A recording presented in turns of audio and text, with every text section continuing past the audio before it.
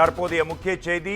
ஆவணி அமாவாசையை முன்னிட்டு சதுரகிரியில் குவிந்த பக்தர்கள் காலை 6 மணி முதல் அனுமதி வழங்கப்பட்டுள்ள நிலையில் பக்தர்கள் மலை ஏறி பக்தி பெருக்குடன் சுவாமி தரிசனம் செய்யும் நேரடி காட்சிகள் இவை. ஆவணி மாத பிரதோஷம் மற்றும் அமாவாசையை முன்னிட்டு கடந்த 31ஆம் தேதி முதல் செப்டம்பர் 3ஆம் தேதி வரை, அதாவது பக்தர்கள் மலை ஏறி சுவாமி தரிசனம் செய்ய காலை 6 மணி முதல் நண்பகல் 12 மணி வரை அனுமதி வழங்கப்பட்டிருந்தது. இரவில் மலையில் தங்குவதற்கும் நீரோடைகளில் குளிக்குவதற்கும் வனத்துறை தடை விதித்து உத்தரவு பிறப்பித்திருந்தது. இந்த நிலையில் ஆவணி அமாவாசையை முன்னிட்டு சதுரகிரி மலையில் குவியும் பக்தர்கள் அதனை நேரலையாக பார்த்து கொண்டிருக்கிறோம்.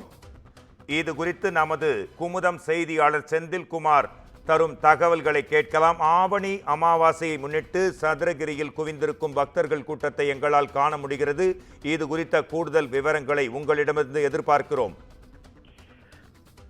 விருதுநகர் மாவட்டம் ஸ்ரீவில்லிபுத்தூர் மேற்கு தொடர்ச்சி மலைப்பகுதியில் அமைந்துள்ளது சதுரகிரி சுந்தர மகாலிங்கம் கோவில். கடல் மட்டத்திலிருந்து சுமார் 4500 அடி உயரம் கொண்டுள்ள இந்த மலைக்கோவில் சித்தர்கள் இன்னும் வாழ்வதாக கூறப்படுகிறது. இதனால் மாநிலத்தின் பல்வேறு பகுதிகளில் இருந்து ஆயிரக்கணக்கான பக்தர்கள் மாதந்தோறும் வருகின்றனர்.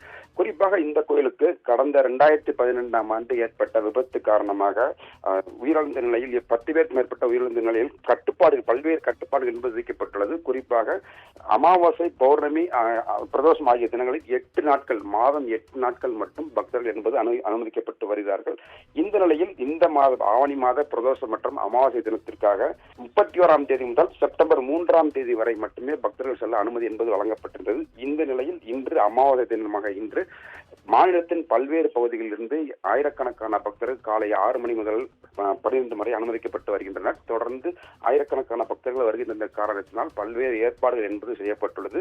குறிப்பாக வனத்துறை மற்றும் தீயணைப்புத்துறை, காவல்துறை சார்பாக பாதுகாப்பு ஏற்பாடுகள் என்பது தீவிரப்படுத்தப்பட்டுள்ளது.